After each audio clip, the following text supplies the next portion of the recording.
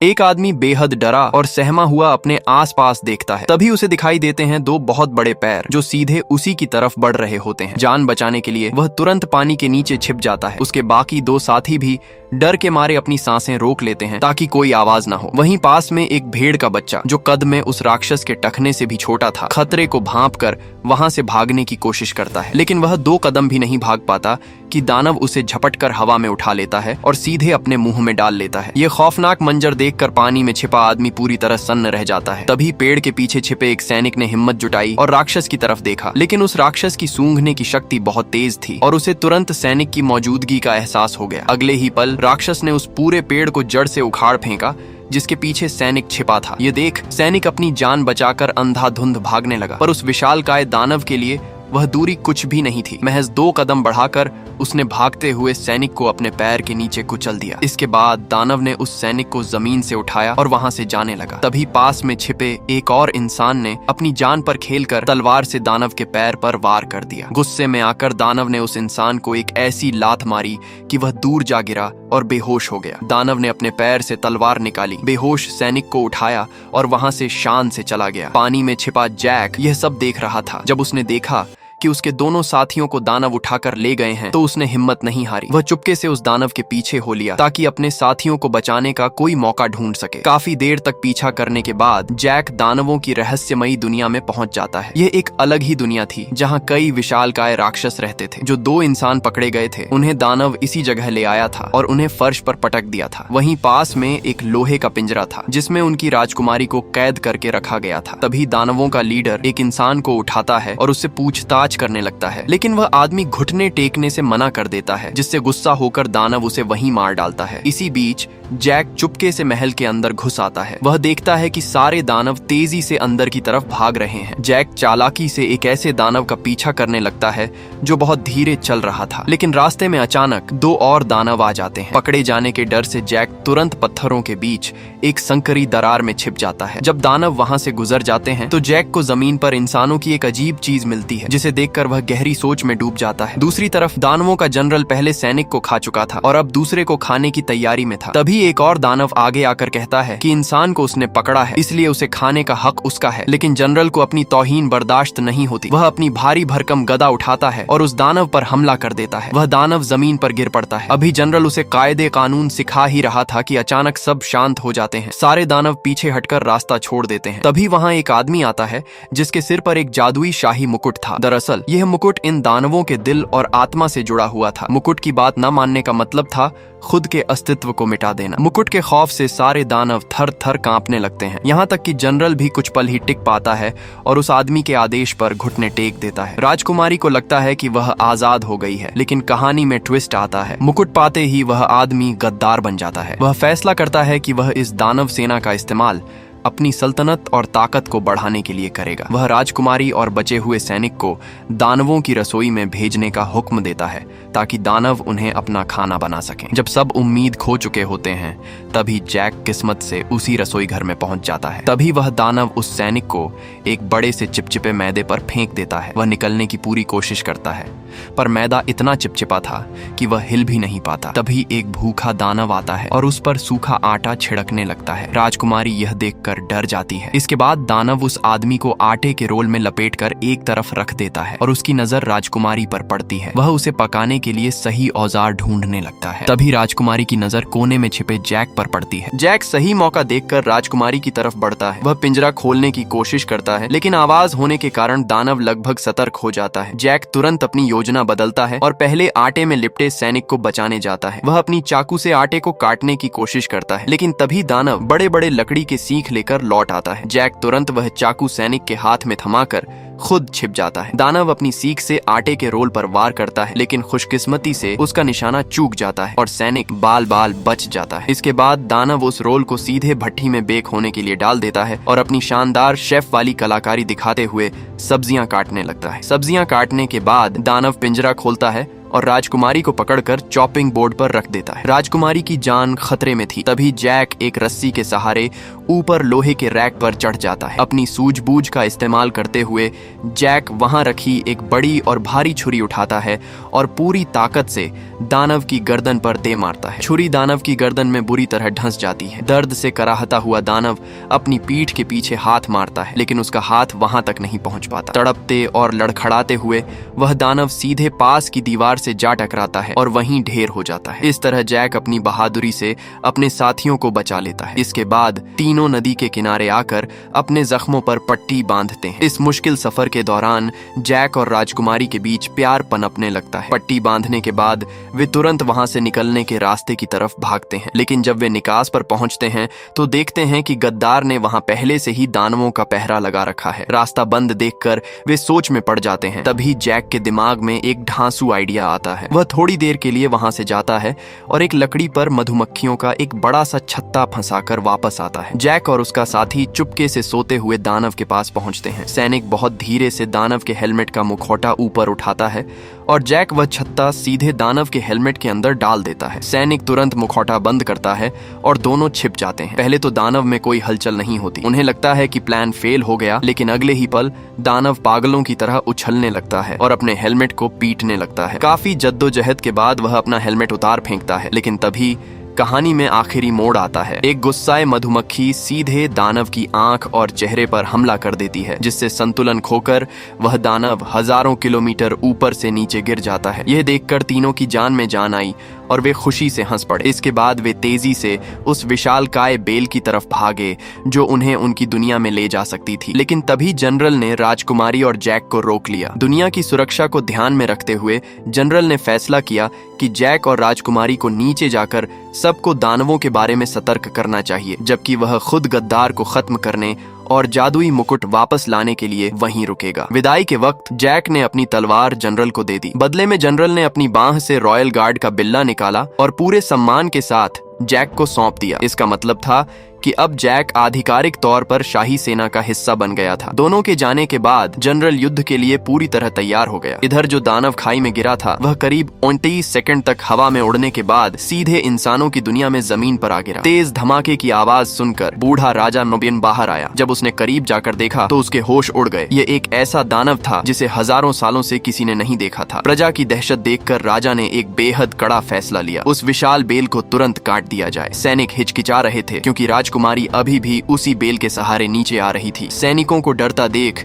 राजा ने खुद अपनी तलवार निकाली और भारी मन से बेल पर वार कर दिया। राजा को खुद पहल करते देख सैनिकों ने भी दिन रात एक करके बेल को काटना शुरू कर दिया, इस बात से अनजान कि राजकुमारी और जैक अभी भी उसी पर हैं। दूसरी तरफ दानवों की दुनिया में जनरल एक ऊंची चट्टान पर घात लगाए बैठा था। रात भर इंतजार करने के बाद आखिरकार दानवों की सेना वहां आ पहुंची। 2 सिर वाले दानव को जनरल की महक आ गई थी, लेकिन उसने कुछ नहीं कहा। उसने जानबूझकर मुकुट पहने उस गद्दार इंसान को आगे जाने दिया। जैसे ही गद्दार ने जादुई बीज निकाले, जनरल ने छलांग लगा दी और उस पर हमला कर दिया। लड़ते लड़ते दोनों नीचे एक तहखाने में गिर गए। जनरल ने अपनी छुरी निकाली और गद्दार ने अपनी तलवार। हथियारों में फर्क होने की वजह से जनरल को नुकसान उठाना पड़ रहा था। ऊपर से 2 सिर वाला दानव यह सब देखकर एक शैतानी मुस्कान दे रहा था। उसने बाकी दानवों को पत्थर तोड़ने का हुक्म दिया। लड़ाई के दौरान जनरल को एक लात पड़ी और वह खाई से लटक गया। सिर्फ उसके हाथों ने चट्टान को पकड़ा हुआ था। गद्दार ने इस मौके का फायदा उठाया और जनरल के एक हाथ पर खंजर घोंप दिया। दर्द के मारे जनरल का एक हाथ छूट गया। फिर गद्दार ने उसके दूसरे हाथ पर भी वार किया, लेकिन जैसे ही गद्दार जीत की खुशी मना रहा था, जनरल ने अचानक खंजर पकड़ा और उसे गद्दार के बड़े से पैर में घोंप दिया। इसके बाद जनरल ने खंजर निकाला और सीधे गद्दार के सीने में उतार दिया। घायल गद्दार वहां से बचाओ बचाओ चिल्लाता हुआ भागा, लेकिन ऊपर दानवों के पत्थर तोड़ने के शोर में उसकी आवाज दब गई। तभी एक विशालकाय हाथ ने अंदर आकर उस गद्दार को दबोच लिया। 2 सिर वाले दानव ने उस गद्दार से मुकुट छीन लिया और उसे अपनी उंगली में पहन लिया। मुकुट चमक उठा। अब दानवों की सेना की कमान पूरी तरह से उस खूंखार 2 सिर वाले दानव के हाथ में आ गई थी। सारे दानवों ने उसके सामने घुटने टेक दिए। नीचे इंसानों की दुनिया में सैनिकों ने बेल में लोहे के बड़े बड़े हुक और कीलें फंसा दी थीं। घोड़ों और सैनिकों की पूरी ताकत मदद से बेल को खींचा जाने लगा। जल्द ही बेल जड़ से उखड़ने लगी। बेल टूटने से वहां अफरा तफरी मच गई और सैनिक जान बचाने के लिए भागने लगे। ऊपर से नीचे आ रहे जैक और राजकुमारी ने जब यह देखा तो उनके होश उड़ गए। पूरी बेल बहुत तेजी से ढह रही थी। यह किसी भयानक सपने जैसा था। तभी दानवों के टापू पर फंसे कैप्टन ने देखा कि घर जाने का इकलौता रास्ता टूट रहा है, तो उसने बिना कुछ सोचे समझे सीधे उस गिरती हुई बेल पर छलांग लगा दी। रास्ता बर्बाद होते देख 2 सिर वाला दानव गुस्से से दहाड़ने लगा। पूरी बेल तेजी से जमीन की तरफ गिर रही थी। जैक ने सही मौका देखकर राजकुमारी को पकड़ा और बेल की एक डाली के सहारे छलांग लगा दी। वे सीधे घास के एक बड़े ढेर पर जा गिरे, जिससे उनकी जान बच गई। गिरती हुई बेल सीधे शाही महल से जा टकराई और कैप्टन ने सही वक्त पर महल की खाई के पानी में छलांग लगाकर अपनी जान बचा ली। बेल के गिरने से महल की एक दीवार टूट गई और पानी में जोरदार लहर उठ गई। तूफान शांत होने के बाद राजा ने जैक को उसकी बहादुरी के लिए ढूंढा। इनाम के तौर पर राजा ने जैक को एक थैली दी। तभी राजकुमारी सुनहरे कवच में तंबू से बाहर आई। राजा यह देखकर चुपचाप वहां से चला गया। राजकुमारी और जैक दोनों एक दूसरे से प्यार करते थे, लेकिन शाही खून और एक आम इंसान के बीच का फासला उनकी राह का रोड़ा था। उन्हें मजबूरन अलग होना पड़ा। जैक अपनी जगह पर खड़ा राजकुमारी को जाते हुए देखता रहा। उसका दिल टूट चुका था, लेकिन उसे यह सच्चाई माननी ही थी। इंसानों की दुनिया में जाने का रास्ता टूट चुका था। बेल के टूट जाने के बाद 2 सिर वाला दानव उदास और निराश होकर वापस लौटने ही वाला था। तभी उसका छोटा सिर अजीबोगरीब तरीके से एक तरफ देखने लगा। बड़ा सिर, जिसका मिजाज पहले से ही खराब था, छोटे सिर पर गुस्सा होने ही वाला था कि छोटे सिर के इशारे पर उसने भी उस तरफ देखा। वहां जो दिखा वह उनकी सोच से परे था। जमीन पर एक छोटा सा थैला पड़ा था। यह वही थैला था जिसमें जादुई बीज रखे हुए थे। 2 सिर वाला दानव तुरंत उसे उठाने गया। उसने थैले को अपनी हथेली पर पलटा तो उसमें से 4 जादुई बीज निकले। यह देखते ही दानव की खुशी का ठिकाना नहीं रहा। उसने पास ही पानी के एक छोटे से गड्ढे को देखा। दानव ने अपनी हथेली से फूंक मारकर उन बीजों को हवा में उड़ाया और वे सीधे पानी के गड्ढे में जा गिरे। पानी से छूते ही बीजों ने तुरंत जड़ें पकड़ी और अगले ही पल जमीन फाड़कर विशालकाय जादुई बेल आसमान की तरफ तेजी से बढ़ने लगी। 2 सिर वाले दानव के एक इशारे पर दानवों की सेना ने हमले का बिगुल फूंक दिया। इंसानों को अपना भोजन बनाने के एक ही मकसद से सारे दानव पागलों की तरह बेलों पर कूद पड़े और इंसानी दुनिया की तरफ फिसलने लगे। आखिरी पल में 2 सिर वाले दानव ने भी छलांग लगा दी। वह कुछ देर हवा में उड़ा और फिर बेल को पकड़कर तेजी से नीचे की ओर फिसलने लगा। नीचे इंसानी दुनिया में जैक अपने सफेद घोड़े को पानी पिला रहा था। तभी घोड़े ने जैक को हल्का सा धक्का दिया। जैक के चेहरे पर अचानक गंभीरता आ गई, क्योंकि उसने पानी की सतह पर आसमान से गिरती हुई विशाल बेलों की परछाई देख ली थी। जैक ने खौफ से आसमान की तरफ देखा और बिना एक पल गंवाए अपने घोड़े पर सवार होकर बूढ़े राजा के काफिले की तरफ दौड़ पड़ा। राजा का काफिला अभी भी बहुत धीमी गति से महल की तरफ बढ़ रहा था, जबकि दानवों की सेना इंसानी दुनिया में पहुंच चुकी थी। जैक ने पूरी ताकत से घोड़ा दौड़ाया और काफिले के पीछे पहुंचकर चिल्लाने लगा, दानव आ रहे हैं, भागो! राजकुमारी ने जैक को देख लिया, लेकिन बूढ़ा राजा अभी भी असमंजस में था कि जैक आखिर क्या चिल्ला रहा है। तभी अचानक पीछे के जंगल से विशालकाय दानवों का झुंड पेड़ों को चीरता हुआ बाहर आ गया। दानव जहां से भी गुजर रहे थे वहां सिर्फ तबाही मच रही थी। कोई भी चीज उन्हें रोक नहीं पा रही थी। पलक झपकते ही एक दानव ने एक सैनिक को पकड़ लिया और एक जोरदार मुक्का मारकर उसे हवा में उड़ा दिया। इंसान अपने घोड़ों पर भी दानवों की रफ्तार का मुकाबला नहीं कर पा रहे थे। दानव उन्हें चींटियों की तरह अपने पैरों तले कुचल रहे थे। एक दानव ने तो पास की पवन चक्की का एक बड़ा सा पंखा उखाड़ लिया और उसे सीधे राजकुमारी की तरफ फेंक दिया। वह भारी पंखा जमीन पर गिरकर चकन्नाचूर हो गया और उसके झटके से राजा का मुकुट भी नीचे गिर गया। महल की पहरेदारी कर रहे सैनिकों ने दूर से ही राजा के काफिले और उनके पीछे आ रहे दानवों को देख लिया। उन्होंने तुरंत महल के अंदर के सैनिकों को खतरे की घंटी बजाकर युद्ध के लिए तैयार होने का संदेश दिया। कैप्टन ने तुरंत सैनिकों को पोजीशन लेने का आदेश दिया और महल के चारों तरफ बनी पानी की खाई में भारी मात्रा में तेल डाल दिया। जैसे ही राजा का काफिला महल के करीब पहुंचा, कैप्टन ने तीरंदाजों को आदेश दिया। एक ही पल में सैकड़ों सैनिकों ने आग से सुलगते हुए तीर हवा में छोड़ दिए। जैसे ही आग वाले तीर तेल से भरी खाई में गिरे, वहां धधकती हुई आग की एक विशाल दीवार खड़ी हो गई। आग की वजह से राजा का काफिला सफलतापूर्वक महल के अंदर दाखिल हो गया। राजकुमारी और बाकी सबको सुरक्षित अंदर देखकर कैप्टन ने तुरंत महल के भारी भरकम दरवाजे बंद करने का आदेश दिया। जैक भी किसी तरह भागकर अपनी जान बचाते हुए महल के अंदर पहुंचने में कामयाब हो गया था, लेकिन खतरा अभी टला नहीं था। आग और ऊंची दीवारों के बावजूद खूंखार 2 सिर वाला दानव दीवारों पर चढ़ता हुआ ठीक जैक के पीछे महल तक पहुंच चुका था। आग की दीवार और बंद दरवाजों के बावजूद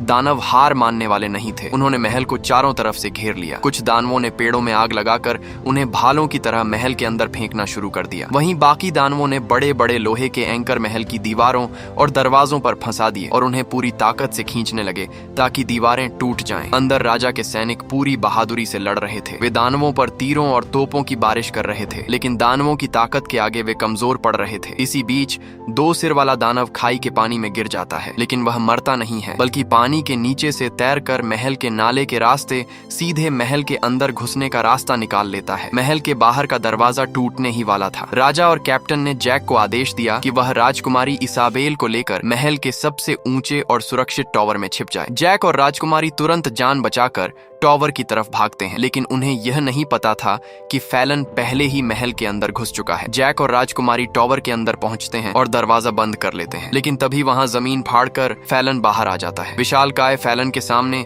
वे दोनों एक कमरे में बुरी तरह फंस जाते हैं। फैलन उन्हें अपने बड़े हाथ से दबोच लेता है। वह राजकुमारी को खाने के लिए अपना मुंह खोलता है। मौत बिल्कुल उनके सामने थी। तभी जैक को याद आता है कि उसके पास अभी भी एक आखिरी जादुई बीज बचा हुआ है, जिसे उसने अपने गले में लॉकेट की तरह पहन रखा था। जैसे ही फैलन उन्हें खाने के लिए आगे बढ़ता है, जैक अपनी पूरी ताकत से वह आखिरी जादुई बीज फैलन के मुंह के अंदर फेंक देता है। बीज सीधा दानव के पेट में चला जाता है। क्योंकि जादुई बीज को उगने के लिए सिर्फ पानी की जरूरत होती है, दानव के पेट के अंदर मौजूद पानी और एसिड से मिलते ही वह बीज तुरंत अपना असर दिखाता है। अगले ही पल फैलन के पेट के अंदर से एक विशालकाय बेल तेजी से उगने लगती है। फैलन दर्द से तड़पने लगता है। बेल की मोटी और विशाल शाखाएं दानव के शरीर को अंदर से फाड़ती हुई बाहर निकल आती हैं। देखते ही देखते वह विशाल दानव उस जादुई बेल के फटने से मारा जाता है। इस धमाके में फैलन की उंगली में पहना हुआ जादुई मुकुट छिटक कर जैक के पास गिर जाता है। ठीक उसी समय बाहर के दानव महल का मुख्य दरवाजा तोड़कर